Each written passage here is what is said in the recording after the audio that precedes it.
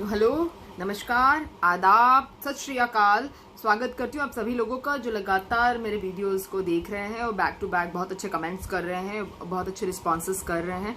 मैं उन लोगों का भी स्वागत करना चाहती हूँ जो लगातार मोटिवेटिंग कमेंट्स कर रहे हैं और काफ़ी पॉजिटिव है हमारे इन वीडियोज़ को लेके, जिनमें हम आपको बताते हैं आपके काम की बात, आपके देश की बात, आपकी आमदनी की बात, बिल्कुल साधारण स्पष्ट शब्दों में, बिना किसी म्यूज़िक के बजाए हुए, बिना आपका वक्त ज़ाया किए हुए, बिना आपकी एनर्जी ज़ाया करे हुए, आप कम से कम शब्दों में हम ज़्यादा से ज़्यादा जानकारी आपके तक पहुंचाने की कोशिश करते हैं। आप हमारा यूट्यूब चैनल भी सब्सक्राइब कर सकते हैं जो बहुत ही नया है, जिसको परी देश की जनता लिखकर आप सर्च कर सकते हैं और आप सब्सक्राइब कर लीजिए चैनल को, नोटिफिकेशन बेल को क्लिक कर दीजिए, जिसमें आप ऑल पे क्लिक कर दीजिए, जिससे सारे ही वीडियो आपको, हम दिन में कोशिश करते हैं कि 2 से 3 वीडियोस आपको लेटेस्ट जानकारी, अगर बहुत ज़्यादा है तो तीन वीडियोस आपको दिन में दे सके और आपको कम से कम शब्दों में हमसे एक 10-15 मिनट के एक पूरी विश्लेषणपूर्ण जानकारी आपके सामने प्रस्तुत कर सके। आज की हम न्यूज़ शुरू करते हैं। आज जो हम देखते हैं कि डॉक्टर कफील अभी कुछ दिन तक जयपुर में रहेंगे, क्योंकि डॉक्टर कफील योगी सरकार से बहुत परेशान है। उनको डर है कि कहीं अगर वो मथुरा में या गोरखपुर में दोबारा रहने लगे, कुछ दिनों तक उनको सेफ रहना बहुत ज़रूरी है। अगर वो दोबारा रहने लगे तो डेफिनेटली योगी सरकार उनको किसी न किसी मामले में फंसाने की कोशिश करेगी, किसी न किसी मामले में योगी सरकार उनको फंसा देगी, जैसा कि अभी तक होता आया है। तो इस मामले में जो है डॉक्टर कफील बहुत ज़्यादा डरे हुए हैं और उनकी फैमिली बहुत ज़्यादा डरी हुई है। डॉक्टर कफील जो है, मैं आपको बता दूं, मथुरा जेल में थे। उनकी मम्मी ने, जो 65 ईयर्स ओल्ड है, उन्होंने बहुत ज़्यादा भाग दौड़ की उनको छुड़वाने के लिए और अब वो फाइनली रिहा हो गए हैं। एनएसए का मैं आपको बता दूं, उनके ऊपर मुकदमा था, जो योगी सरकार ने उन पर एनएसए का मुकदमा चलाया था और जिसके चलते उनको, वैसे तो 13 फरवरी 2020 में उनको रिहाई मिल गई थी, लेकिन फिर भी उनको एनएसए लगा के उनको अंदर रखा गया था। उन पे देशद्रोह का मुकदमा लगाया था, उन पे सांप्रदायिक हिंसा भड़काने का उन पे मुकदमा लगाया था, लेकिन उनको इलाहाबाद हाई कोर्ट ने पूरी तरह से सारे आरोपों को खारिज करते हुए उनको रिहा कर दिया है कल रात को, जो कि बहुत खुशी की बात है।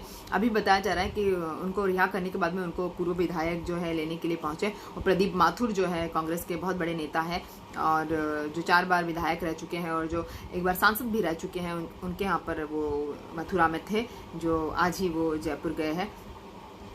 तो ठीक है, जो मैंने आपको डॉक्टर कफील के बारे में पूरा एक वीडियो है मेरा, जो आप जाकर देख सकते हैं डॉक्टर कफील के बारे में, और आप सारे ही वीडियो मेरे देखिए, क्योंकि कम से कम शब्दों में मैंने अच्छी विश्लेषणपूर्ण जानकारी आपको दी है। डॉक्टर कफील पे आगामी चुनाव में बहुत ज़्यादा बड़ी जिम्मेदारी दी जाएगी उन पर कांग्रेस सरकार के द्वारा, और ऐसा समझ में आता है कि उनको कांग्रेस सरकार की तरफ से उनको राजनीति में आने का खुला निमंत्रण है। वैसे बसपा और सपा ने भी कोशिश की थी कि वो आकर मोर्चा संभाले, लेकिन शायद प्रियंका गांधी से बातचीत के बाद में डॉक्टर कफील जो है वो कांग्रेस में ही रहना ज़्यादा पसंद करेंगे। ऐसी बातें समझ में आ रही है, ऐसी बातें निकल के आ रही है, जो कि बहुत खुशी की बात भी है। एक तरफ से मुझे बहुत अच्छा लगा कि प्रियंका गांधी ने उनसे डायरेक्टली कॉल पे कनेक्ट किया और अब जो वो जयपुर में है फिलहाल, उन्होंने योगी सरकार से विनती की है कि उनकी नौकरी उनको वापस लौटाई जाए, ताकि वो अपनी फैमिली का ध्यान रख सके, अपने बच्चों का, अपने छोटे छोटे बच्चों का ध्यान रख सके। और समझ में तो नहीं आता है कि योगी सरकार उनको इस तरह से उनकी नौकरी वापस लौटाएगी और उनको उनकी सेवाएं लेना पसंद करेगी, लेकिन उम्मीद जताई जा रही है। उम्मीद बहुत कम है वैसे तो। आगे देखते हैं कि इंटरनेशनल मॉनिटरी फर्म ने, जिसमें G20 के 20 सदस्य हैं एशियन कंट्रीज़ के, उन्होंने बताया कि हमारे देश की जो अर्थव्यवस्था है, जो -23.9% का गोता लगा चुकी है, और सबसे ज़्यादा बिगड़ी हुई और बदतर अर्थव्यवस्था है G20 देशों में। और हमारी अर्थव्यवस्था जो है उसकी विकास दर भी बहुत कम रही है पिछले कुछ सालों में। तो हमारी अर्थव्यवस्था जो सबसे ज़्यादा निचले पायदान पर अगर शुरुआत की जाए तो, सबसे ज़्यादा नीचे से अगर शुरुआत की जाए तो हमारी अर्थव्यवस्था निचले पायदान पर है। अभी कंगना रनावत और पुलिस के बीच में जो है एक राजनीतिक बहस छिड़ गई है, जो रुकने का नाम नहीं ले रही। ट्विटर पर लगातार ट्रेंडिंग हो रही है, जिसमें कंगना रनावत ने कहा संजय राउत के बयान पे, क्योंकि संजय राउत ने कहा कि कंगना रनावत मानसिक रोग से बीमार हैं, उनके कंधे पे बंदूक रखकर कोई और बीजेपी की तरफ से खेल रहा है और वो इतनी नासमझ कि कोई भी समझदार व्यक्ति इस तरह की बातें नहीं करेगा। जिसमें कंगना रनावत ने पुलिस को खुला चैलेंज दिया है कि पुलिस पे भरोसा नहीं है और मुंबई पुलिस जो है वो उस आतंकी पुलिस है, और बहुत सारी बातें उन्होंने पुलिस के बारे में कही, जिसको लेके संजय राउत ने बताया कि अगर कंगना रनावत यहाँ पर आती है तो मुंबई आती है तो मुंह तोड़ जवाब जो हमारी महिला कर्मचारी कंगना रनावत को देगी, मतलब मुंह फोड़ देगी। ये खुले तौर पे बात थी, जिस पर कंगना रनावत ने कहा कि मैं 9 तारीख को बॉम्बे पहुंच रही हूँ, किसी में हिम्मत है तो रोक कर दिखाए। इस पर संजय राउत का कहना है कि कंगना मानसिक रूप से बीमार है और अगर वो मदद चाहती है तो महाराष्ट्र सरकार पूरी तरह से उनका इलाज कराने में उनकी मदद करवाएगी, ऐसा संजय राउत साहब ने कहा है। और ये भी कहा है, पूछने पर बताया गया कि क्या कंगना पुलिस की मदद लेगी, ऐसे बयानबाजी के चलते जब वो मुंबई को POK कह रही है, पाकिस्तान ऑक्यूपाइड कश्मीर कह रही है, तो संजय राउत ने बताया कि अगर कंगना चाहती है पुलिस की मदद तो पुलिस मदद जरूर करेगी, लेकिन कंगना को पुलिस पर भरोसा नहीं है और उनको सबसे पहले अपने दिमाग का इलाज कराना चाहिए, क्योंकि उनके कंधे पे बंदूक रखकर कोई और जो है बीजेपी की तरफ से खेल रहा है, कोई और गोदी मीडिया के लिए खेल रहा है और कोई और गोदी मीडिया के लिए नया सब्जेक्ट तैयार कर रहा है और महाराष्ट्र सरकार पर निशाना साध रहा है। तो ये जो पूरी बातें कंगना रनावत की समझ में आ रही है। वित्त मंत्री जहाँ पर कहती है कि कोरोना के समय में चलती आर्थिक मंदी जो एक्ट ऑफ गॉड है, उस पर जो उनके पति जो है परकाल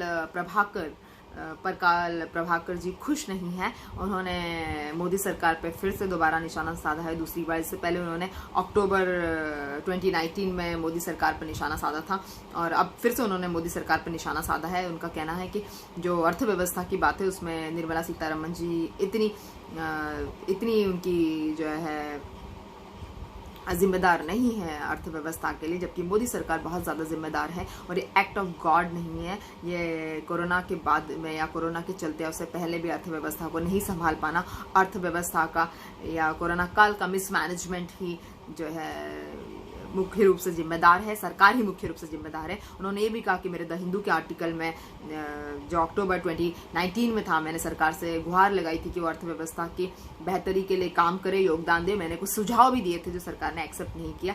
और आपको पता है कि मोदी सरकार में सिर्फ PM ऑफिस की चलती, किसी भी मंत्री की इतनी ज़्यादा मोदी सरकार में नहीं चलती। इस पर उन्होंने कहा है कि निर्मला सीतारमण तो सिर्फ एक छोटे हैसियत वाली नेता है, इनका अर्थव्यवस्था को बनाने बिगाड़ने में कोई योगदान नहीं है, लेकिन मोदी सरकार डेफिनेटली कुछ बेहतर कर सकती है और अब तो कम से कम कुछ कीजिए, ऐसा उन्होंने मोदी सरकार से गुहार लगाई है। और निर्मला सीतारमण जी के पति ही उनकी बातों से सहमत नज़र नहीं आते हैं और वो बहुत अच्छे राइटर भी है और सरकार को लगातार सुझाव देते रहते हैं। उनका नाम परकाल प्रभाकर है।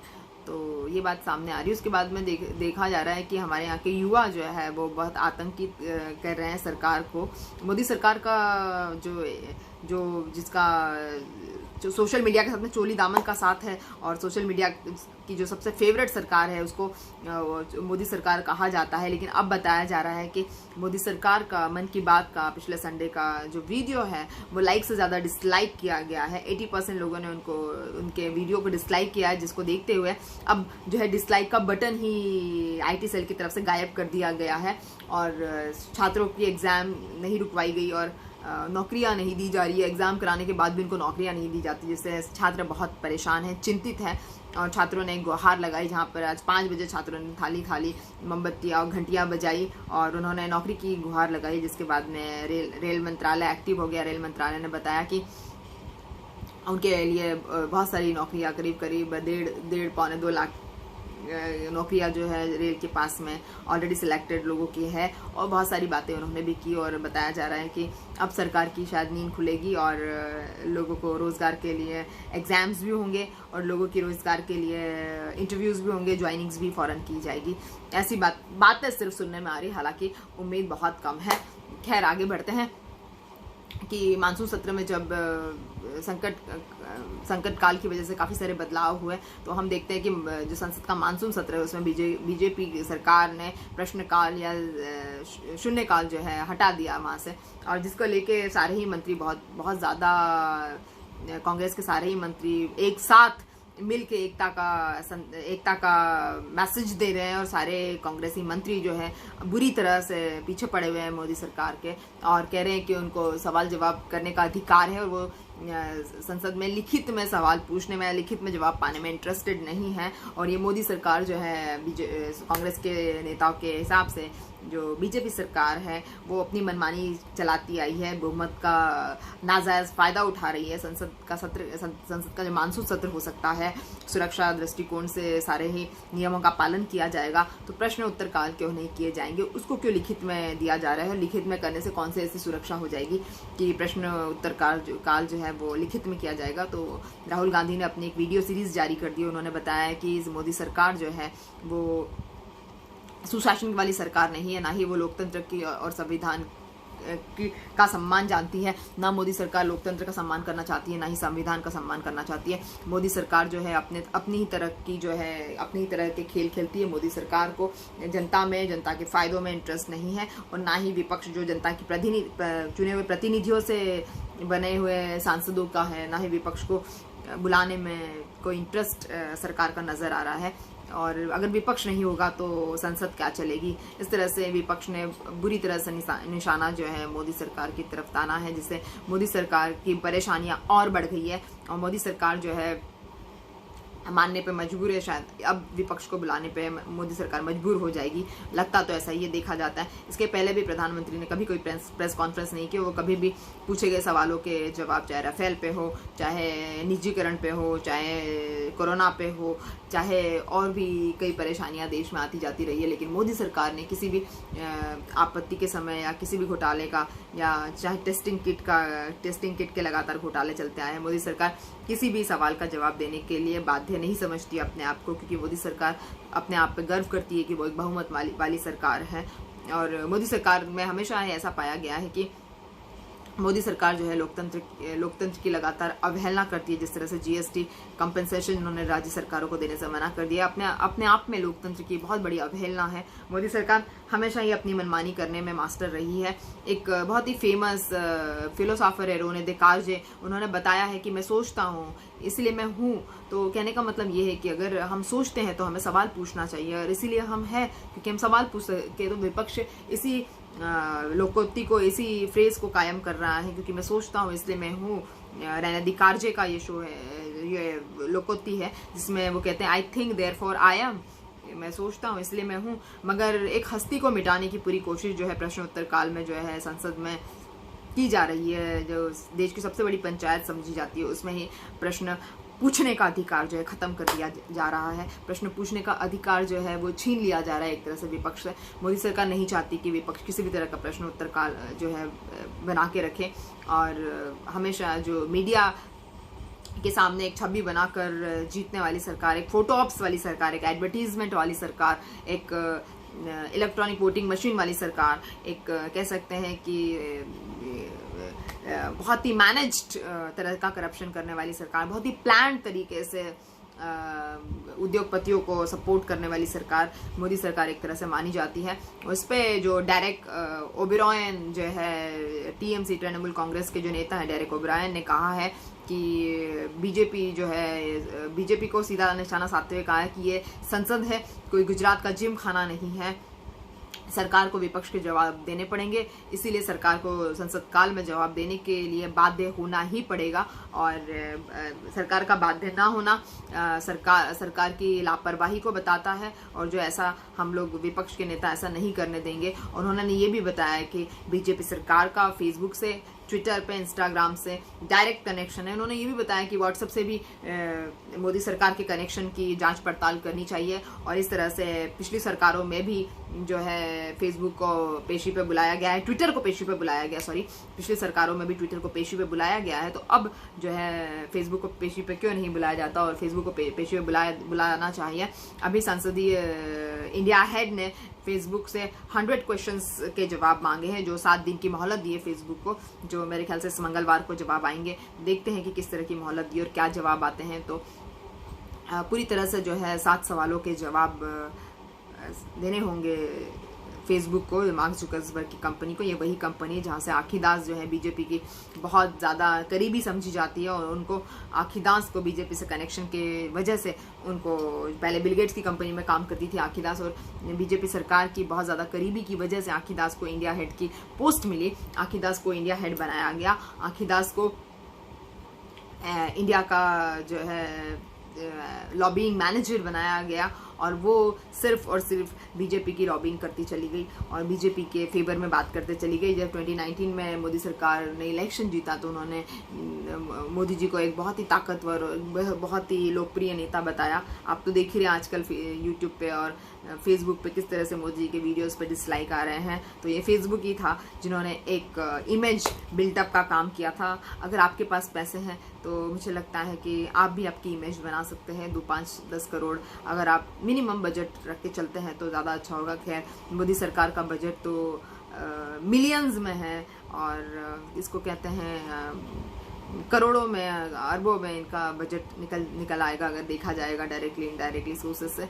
तो काफ़ी हर तरीके से अगर देखा जाएगा तो मोदी सरकार का अरबों का बजट है, और ऐसे अगर बजट रखा जाएगा सोशल मीडिया का तो क्यों नहीं सरकार दोबारा तिबारा भी बहुमत में आ सकती है। तो हम ऐसी कोशिश करते हैं कि आपको इस तरह की खबरों के अपडेट्स देते रहें। प्लीज़ यूट्यूब चैनल को सब्सक्राइब करिए और इस वीडियो को शेयर भी कीजिए, क्योंकि ये आपके मतलब की बात है।